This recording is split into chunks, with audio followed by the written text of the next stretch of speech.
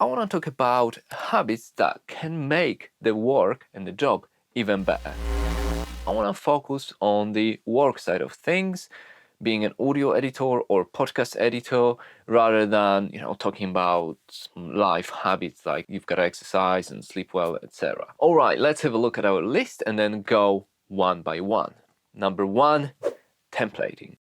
I love templates. I love talking about them, and templating is at core of everything that we do. Now, this particular habit I picked up back at the movie studio, where I worked as dialogue editor, prepping the sessions for re-recording mixers, and the templates were the fundamental sort of building blocks of the whole department. So we had templates for QCing, which is quality control. We had templates for mixing. We had templates for editing. Deliverables, that's the big one. There are strict specifications and guidelines that you have to adhere to in post-production. Templating, if you think about it, it's particularly helpful in podcasting, because in podcast, more than likely you deal with the same setup on the weekly basis. So instead of starting from scratch every week, you've got the template, you're good to go, and it just speeds your workflow 1,000%. Habit number 2, shortcuts and macros. Working as editors, we've got to be fast and we've got to be confident in what we do. Now, dragging the mouse across, clicking things about, that takes too much time and hassle. So wherever possible, working with keyboard shortcuts is the answer. I'm not saying you've got to dive deep into the manual and learn all of them, but after a while, you develop patterns. You understand what you need to have underneath your fingertips. And if the particular shortcut doesn't exist, you simply create a new one. A step further from shortcuts are scripts and macros.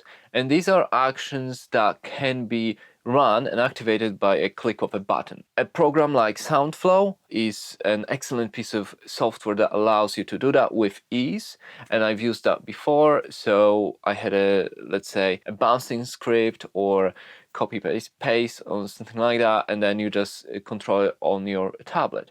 Or simple, having your module chain in Isotope RX instead of clicking on every single modules is an example of that as well. Let's move on. Number 3, saving. Saving my session is so ingrained into me and my hands that I don't even think about it. It's just on Mac on my keyboard is Command and S, and I just find myself working, and every 30 seconds, Command and S, constantly saving my progress. Of course, I save the sessions at every level as a separate session as well, so I can quickly jump back. But then Pro Tools, the program I work in, creates backups as well. So you've got all of these sort of safety measures, and Pro Tools itself is fairly stable, DAW, but it's still better to be safe than sorry. That leads us to number 4, creating separate sessions of your project. It's similar to saving, but at the every stage of my production workflow, I save it as a separate session. So let's say I've done the dialogue edit, I save the session as _dialogue. When I've done my RX work, I don't save it on the same session, I save it as a separate _RX. When I do music _score, mix _mix, master _master final, etc. That allows me to quickly jump to previous stage when I need to, or when I made a mistake or something needs to be corrected. If I was saving on the same session instead, and then only on the next day or in the future realize the mistake, it'd be very difficult to fix it. The changes are done, you've got layers, you've got all the automation written. Finding that original mistake would be incredibly hard. So it's one of the good habits to have, in my opinion. Habit number 5 is keeping the original audio as a safety backup. What do I mean by that? When I work on podcasts, the audio gets treated, it gets treated with RX, it gets treated with plugins that are destructive. That means they do affect the actual audio clips. What you want to do, you want to have the original, and there's 2 ways of doing it, and I do both. One is having the original copied on a separate track in the same session and muted, and it's just sitting there in case you have to go back and check something. or like we said before, when you save a separate session. So you've got one session with your edits on the raw unprocessed dialogue, and then when you do your RX and processing, that's a separate session. So you can quickly import and go back if you need to. And that's because, like I said, when you use programs like RX or some other plugins, they consolidate the clip in place. So you cannot like extend it anymore. You cannot see what was there before the edits were done. So that's a good habit to have as well. Habit number 6, name conventions. I use the same name conventions throughout all of my projects, and that's because it's very easy to organize the files. It's easy to archive them and then to find if I'm looking for some old project rather than having some random names. And that was again something I picked up at the movie studio. We had to adhere to a strict name conventions. Using lowercase and uppercase letters plays a role as well. Habit number 7, color coding.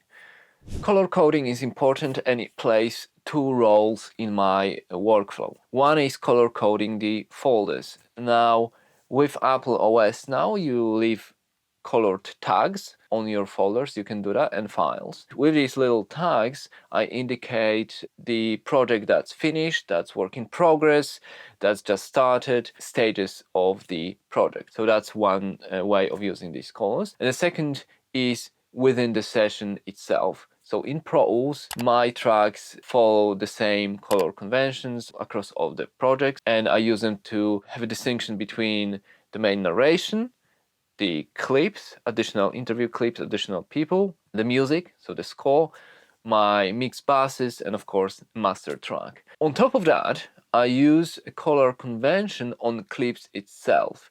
So I color untreated clips in a different way, and then when I treat them and process with RX, I change the color to these clips to, let's say, a darker shade of green. And also when I mix and score, I change the colors of the scene so I know that this scene has already been scored. Habit number 8, archiving. I take archiving very seriously, and even though I work off an external SSD drive, that's where I keep my day-to-day work in progress files, at the end of each day, I always copy the work that I done throughout that day on a separate drive. So I have 2 copies. Then twice a year, I back up and archive the projects that are finished, and I archive them on 2 separate hard drives. So I always have 2 copies of everything. I am looking at having a third one in the cloud, but I haven't found the service yet. So if you know of good sort of cloud archiving service, let me know in the comments. This habit was also sort of drilled in me during my work at the movie studio, where they were taking it very, very seriously, and the mixes were actually archived on the magnetic tapes, so not the normal hard drives. Until you lost a project or a session, you won't know the pain. So it might sound like a bit of an overkill, but trust me, you need backups. Habit number 9, switching between tasks. If you're into productivity or watch some gurus or coaches online, they will tell you, focus on one thing and just do this thing until you're done. And that's the only way, because if you jump between tasks, then your mind is affected, your focus is affected. I don't agree with it personally. What I do instead is I have several tasks that I want to do during the day and then switch between them. And that allows me to keep my day varied. I don't get bored. If you had a session to do that requires few mixes, if you just do a mixing, one mix, second mix, third mix, one after another, at some point you just lose objectivity. At least I do. What I do instead is I'll do one mix, let's say mix number 1, and then I do something else throughout the day, and then maybe do another one in the evening. Or if possible, I leave it to the next morning, so I can again sit down with fresh ease. Even now, so I started this day with mixing a CaseFile episode. So that was my morning. And even though I've got another episode to mix, I have not jumped on it straight away.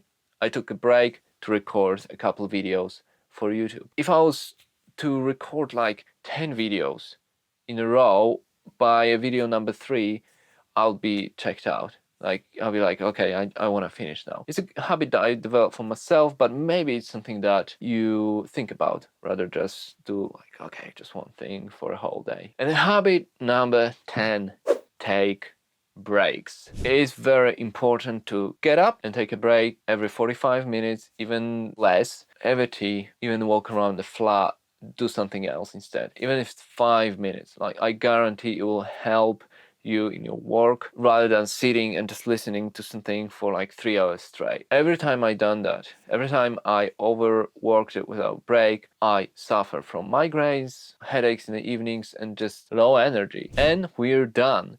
So these were 10 habits that helped me to get through the day, my work day, and hopefully it'll help you as well. Thank you for watching. Thank you for listening.